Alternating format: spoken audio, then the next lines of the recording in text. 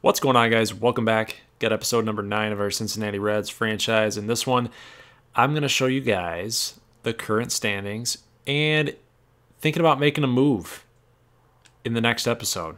So I just want to play around with some ideas, get your guys' thoughts on the matter, because I do like to make this series. I like to make my MLB The Show series interactive. I want you guys to have a part in it. So if we go over here and check out what the Reds are doing, 15-11. I'd say that's pretty dang good right now. They're doing really, really well. So if you look here at it's not the standings. Where are the standings here? Standings. We're 2.5 games back from the Cubs and the Pirates. So here's the situation. Obviously, this is not a very real-life scenario, as the Cincinnati Reds are not even close to being 15-11 in real life. But we're not worried about that.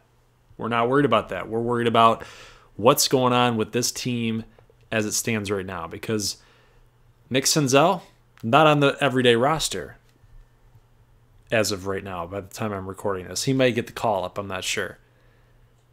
But there's players on this roster that aren't on the big club as of right now. There's guys that are rated a little harsh, like Tyler Mahle is like a 58, right? When he should be a little bit higher. In real life, he's actually pretty dang good. I do like Tyler Mahle. I think he's going to be great. But yeah, so we're not focused on what the Reds are doing in real life. We're focused on a realistic type of rebuild, a restructure in regards to this team. 15-11, 7-3 in the last 10. So we got to make a decision. Are we just a little bit hot right now, or do we want to make a move now so that we don't lose ground and lose ground to the Cardinals and the Brewers? Cubs are going to gain a lot more ground. You know they will. They're going to probably end up winning this division. But that's the question, guys. That is the question that we need to ask ourselves. And that part of the reason is we swept the Braves. So as part of me in this franchise, I have to determine if this was a fluke or if this is actually a sign of good things to come, like the team is actually gelling and coming together. We're going to find out against the Minnesota Twins here, probably this start here with Homer Bailey. He's got something to prove in this game because, like I said, guys, in episode number 10, I'm probably looking to make a move. If we win this game, and we win that game, maybe even split this series right here with the Twins, I'm still thinking about making a move to add to this roster and possibly pushing Homer Bailey out of the rotation. He's got 21 innings with a 7 ERA. Like, that's just not acceptable. This is just not going to cut it. Like, Luis Castillo is doing amazing. DeSclafani is doing great. Amir Garrett could be better, but he did have a great game against the Cardinals. Pitched really well. And then there's another game that I ended up playing against the Braves where he pitched really well as well. And then Sal Romano, he's got the makings of a good pitcher. He's just got to limit the walks right now.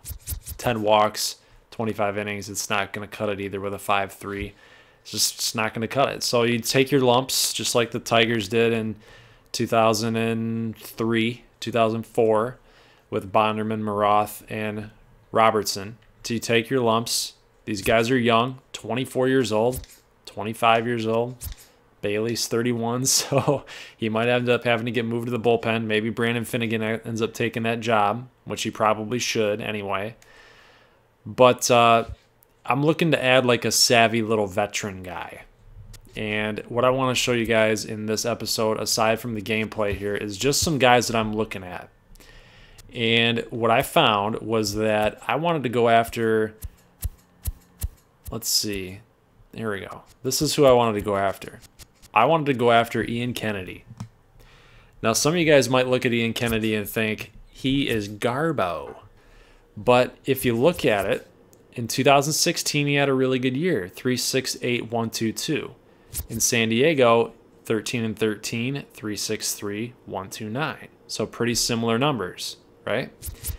Arizona, he kind of fell off the map after that Cy Young winning year in 2011 when 288, 198 Ks. Like, that's the kind of Ian Kennedy that you want to have. That's the kind of Ian Kennedy that you want to see perform for you. And he's pretty much a bipolar type of pitcher. He's either on or he's off. And at the current stage in this game with the Reds, they really don't have anything to lose by taking on a guy like Ian Kennedy. In fact, a 71 overall player, he's just as good as Brandon Finnegan is, except he adds a little bit more of a veteran presence to a young staff. Now, would he take a job away from one of these guys? Yes. Probably Brandon Finnegan or Homer Bailey. But the good thing about adding a guy like Ian Kennedy is you know what you're going to get, and you can push one of these guys out, Amir Garrett, Sal Romano, for Finnegan, or you can interchange one of these three guys if they struggle, so you can try to figure out which one of these three guys are actually legitimate and are going to make it as a pro. So that's the thought process on acquiring Ian Kennedy. What would it take to get Ian Kennedy?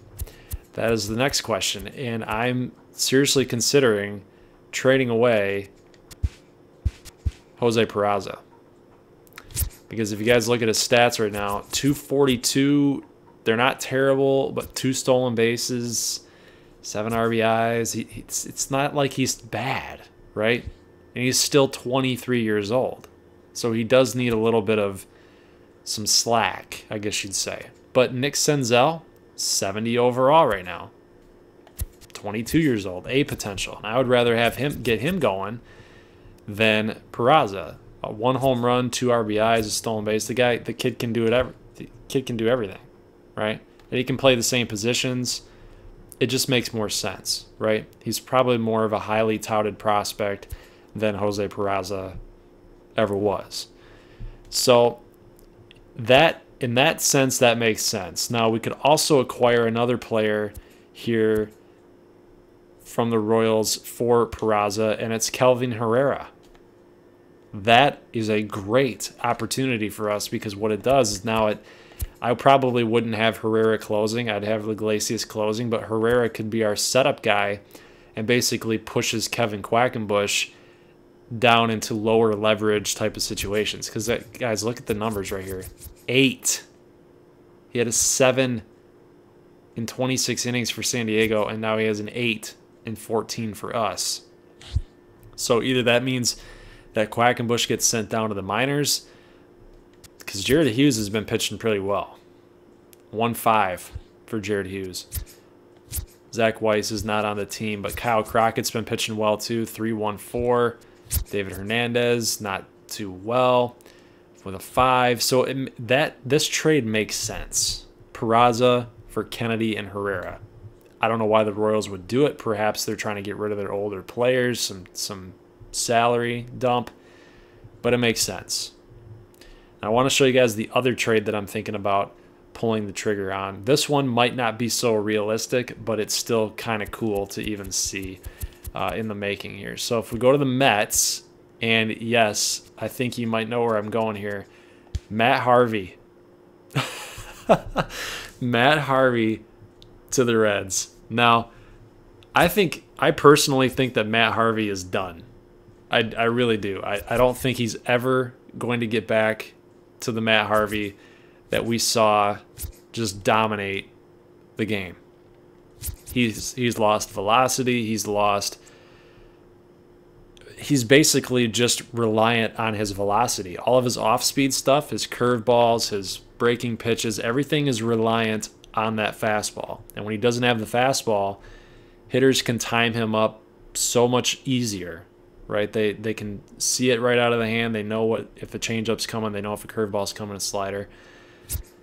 So I personally think that Matt Harvey is dunzos. But that doesn't mean that in a Reds uniform and a change of scenery, he might not be very good for us. You know, he might be actually pretty solid for the Cincinnati Reds. If he could find that 2013, 2015 form, Reds might be looking pretty good for a playoff contender or an NL Central contender. So those are the trades, guys. I'm still thinking about Peraza and moving Peraza. Maybe perhaps instead of Peraza, I'm thinking about moving Adam Duvall. He might be a good fit for the Mets, probably out there in right field, maybe first base, because Adrian Gonzalez is, Adrian Gonzalez. He's pretty good, though. Adrian Gonzalez is pretty good, but again, he's not the same. He's 35 years old, so they might be looking at Adam Duvall to say, hey, play first base for us. You're an 80 overall dude. So it might be a good trade for both teams, but, the problem is that if you trade Adam Duvall, you're trading an RBI machine for Matt Harvey, who may or may not give you the same amount of return. Yes, you're going to get Jesse Winker some more playing time in outfield, but it's just things you got to weigh. It's just things you have to weigh. This trade could also happen as well, guys. I do want to show you this. Not Taylor Trammell, not Adam Walker, but Tyler Goodell for Matt Harvey. That would be a cheaper route to go. Yeah, you're giving up a prospect, but our outfield is just loaded with young guys here. Taylor Trammell, Jesse Winker, Billy Hamilton's still relatively young. Phillip Ervin's 25. Schebler's in his prime. So maybe Tyler Goodell makes more sense. 25-year-old outfielder.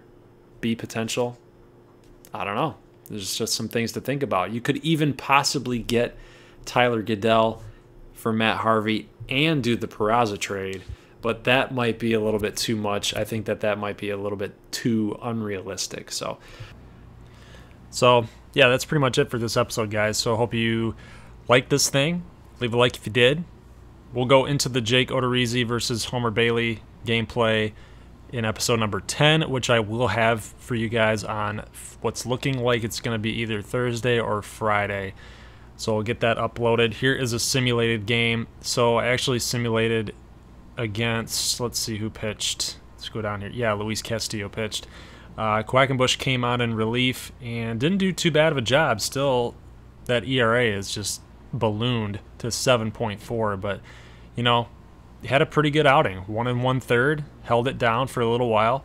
Kyle Crockett came in, and so he's still having a pretty solid season. Luis Castillo didn't pitch bad at all. 8 strikeouts, 4 earned. Just gave up a lot of hits, but that's to be expected when you're scoring 4 to 5 runs in a game. But yeah, so we'll go into Homer Bailey against Jake Odorizzi in episode 10. He's fighting for his job here, guys, because like I said, if we end up trading for Matt Harvey, Ian Kennedy, or maybe even just push Brandon Finnegan into that starting role, Homer Bailey's job will be lost in that transaction or in that move. So, plus there's other guys that I'm thinking about moving as well. So if you guys want to see a particular player moved, let me know in the comment section below. Let me know what your guys' thoughts are. It doesn't mean that it's necessarily going to happen, but I'm always considering transactions and moves to make. Granted, this is not where the Reds are currently right now, as they are 3-13 and we're 15-11. So kind of a big disparity there. But like I said in the opening, got to do what we got to do with regards to how we're performing in this franchise, not what the Reds are doing in real life. So, and maybe, who knows, maybe we start to struggle and then we start to slide in this franchise series. So there's a lot left to be determined based on this season. So guys, leave a like if you like this video, and if you're new to this channel and you like it, you love it, you want more of it, you know what you got to do. Hit that little red button for subscribe or my logo, and I'll see you guys on Thursday or Friday with a new Reds video for episode 10. As always, go Reds and peace.